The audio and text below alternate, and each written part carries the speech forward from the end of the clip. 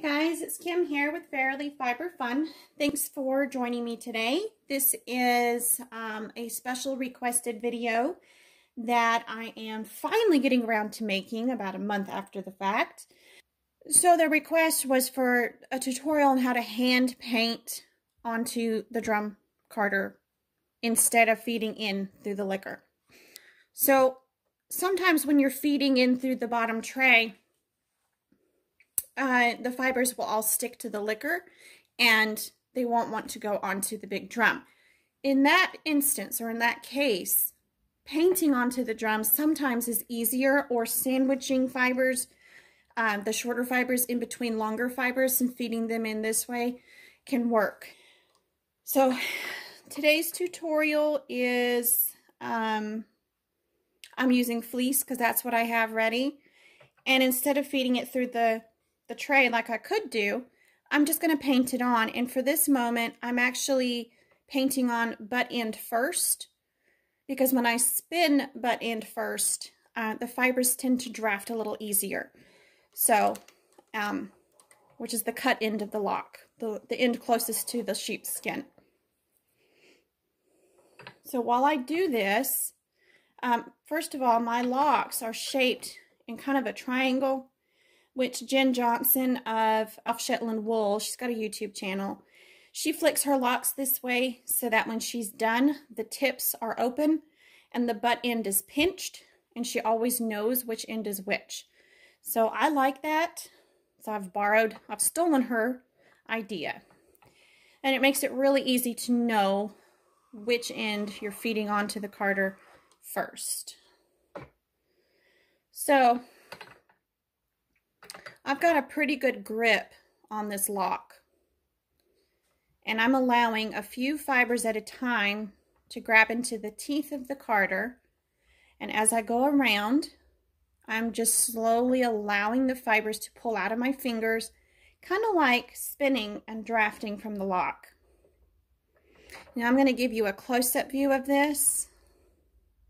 So another reason you might want to paint your fiber onto a drum carder is if you're having trouble getting the fibers exactly where you want them on the drum. Say you want to get them right at the edge, but you don't want it to fall off the edge.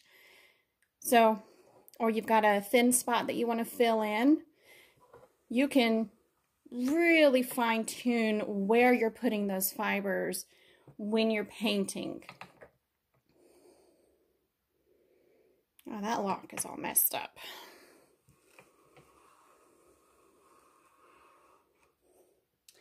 If you go nice and slow and you're doing either washed or unwashed fleece, now this is not washed, you go slow and careful, you can get a really nice bat on just one pass. All the fibers will be aligned. It'll be more of a worsted style prep, even though it's done on the drum carder.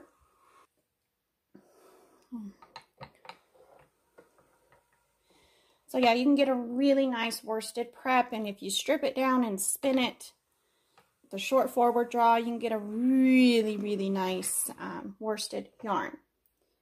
If you don't have combs and you want a truly worsted yarn, this is pretty close to what you're going to get. Also, spinning from the flicked lock. Flicked locks will get you a nice worsted spin, depending on how you do your drafting. Not allowing any twist into the draft zone and smoothing the yarn as it's forming will make a nice worsted yarn. Most of the time, carding produces a woolen prep for woolen yarn, and that just means the fibers are not perfectly aligned. They kind of go every which way. And so there's more air in a bat typically than there is in a comb top, and it's more suited for long draw. Can make a lighter, airier, fluffier yarn, which is really great if you're looking for warmth and softness. but not that great if you're looking for durability, like for socks. Although how you spin makes more difference for durability than the prep or the fiber. Anyway, I keep losing my train of thought. So I'm just going to keep doing this until I get it full, and then I'll take it off and show it to you. Most of the time when I'm doing this, I try to start my locks a few teeth away from this split here. Otherwise, they'll kind of wrap around the teeth and make a little knot. So I just try to avoid that.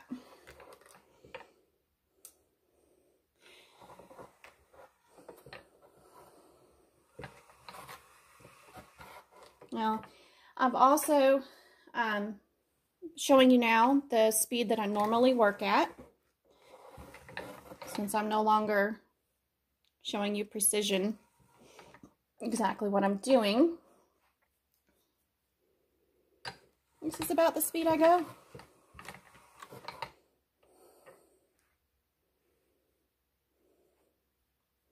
And I'm not being terribly precise. Whoops, I'll put that one on backwards. Wrong end. Some of these are really short, and so they're a little bit harder to put on the drum carder. You get a much nicer prep if you go slow and careful. I think I mentioned this in a different video. If not, I'll mention it here. Mention it here anyway. If you don't know which end of your lock is the tip end, maybe the tips broke off, and which is the butt end, typically the butt end closer to the skin will be more oily, and the tips will be more dry. So with an unwashed wool like this, it's super easy to tell.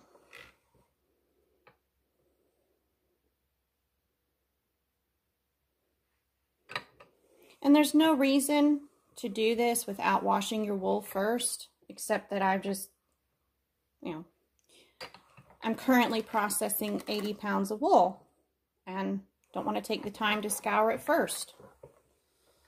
So this is just saving me a little bit of time. Let me get to the spinning part a little bit quicker, and then it's super easy to scour once I get the yarn made. The dirt comes right out because I've already flicked the locks, and so most of the dirt has been at least loosened up, if not completely removed. So what's left over is stuck to the lanolin. And when I remove the lanolin, then the rest of the dirt will come out. The last yarn I did like this, I put it in the water and it was like poof, the dirt just started pouring out of it. It was really cool to watch. And then the yarn turned a nice beautiful cream color and the water turned an ugly, ugly dark brown. Quick word of caution. If you are holding your fibers too tight and they're super, super crimpy, they're liable to really bounce back and kind of get tangled up. So it's best to have a very gentle hand when you're dealing with super crimped fibers.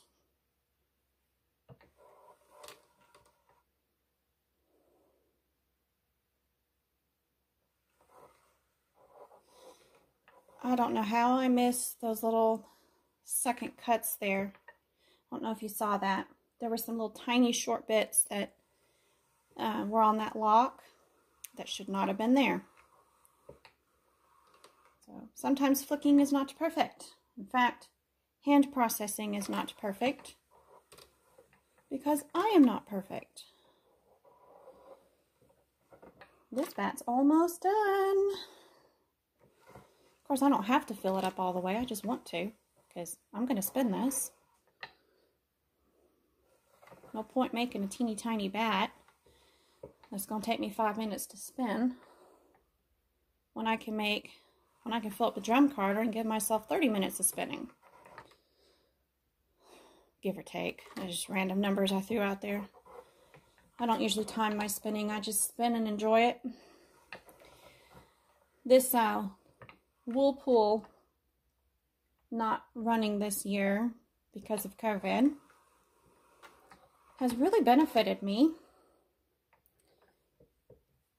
because this particular farmer, Hope Springs Farm, she has really good wool that she puts in the wool pool, and super nice. I mean, you guys can see these locks are just lovely, even though they're different lengths. Not a problem with that. So I knew when I bought this wool, the 80 pounds, that it was all going to be pretty good stuff. And I'm working with the nicest right now, some of the nicest. I separated it out, did some sorting. So all this is pretty soft and crimpy and amazing. Gulf Coast sheep are not usually this fine and soft, but Jan has specifically bred for wool quality. She is a hand spinner, and when she enters her fleeces into shows and stuff to be judged, sometimes they lose points for being too fine, because the Gulf Coast breed is supposed to be a medium breed, and Jan's wool often crosses the line from medium to fine. So if you're looking for some really nice Gulf Coast wool, she's the one to buy from, and that's who I source all of my Gulf Coast fleeces from. Her Hogget fleeces are beyond amazing, and Hoggets are sheep that are a little over a year old, have never been bred, never been shorn. It is their first shearing, and the wool is at its absolute best. Longest, most lustrous, strongest, most amazing. Jan let me list a few of her Hogget fleeces in my shop on commission, and highly recommend them. Highly recommend them. I've worked with a few of her Hogget fleeces. I've spun them up. I made socks out of them. I've made a sweater. I made all sorts of things. I love her fibers. They are so incredible. Some of her sheep are crossbred with Blue-Faced Leicester, and ooh, those are nice to work with. Really nice. And she's got a Texel ram. He struggles in the heat. They're not cut out for our climate, so they don't do very well. But crossed with the Gulf Coast, they do a lot better. So she's got some that are, I've got George's fleece that's 100% Texel or 7/8 Texel, and then I've got his son's fleece, and he's like 50-50 Gulf Coast and Texel, and they're both amazing. Nice long staple, really consistent throughout, really nice. And she's got one other breed that I cannot remember what it is. It's not one I'm familiar with, that she has crosses. But most of her sheep are 100% Gulf Coast. And if they're a crossbreed, I will have that information listed in the shop.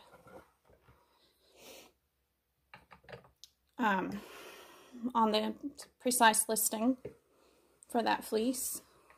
And if the sheep has a name, I'll put the name on there, the age.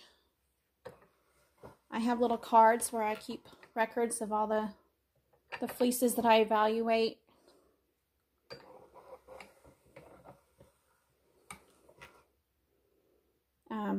In the hopes that I can say, hey, I want so-and-so's fleece. But also it's kind of fun to say, I'm spinning Lydia's fleece, or I'm spinning Thumbelina's fleece, or I'm spinning George's fleece, you know.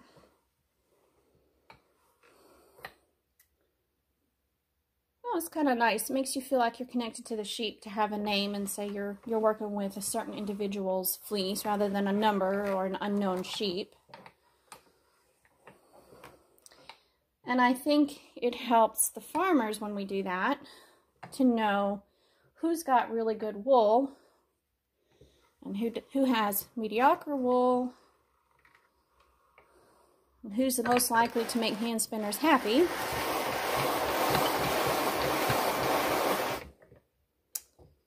I could probably fit a little bit more in there, but I think that's enough for now. So I'm going to break this bat.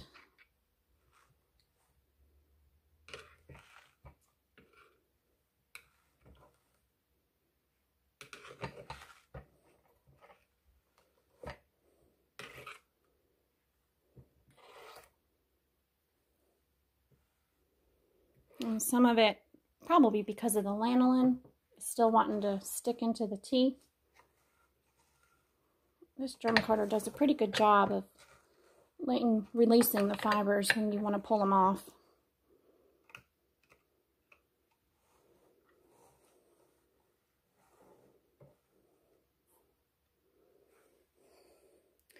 You see how that's pretty much all lined up. Can be spun just like this, but I think I want to put it through again just to get it a little more consistent. Anyway, that's how I hand paint fleece onto a drum carder. Whether it's clean or dirty, it's the same principles. Yeah, thanks for watching. I hope you enjoyed. Don't forget to give this video a thumbs up and hit that subscribe button if you haven't already.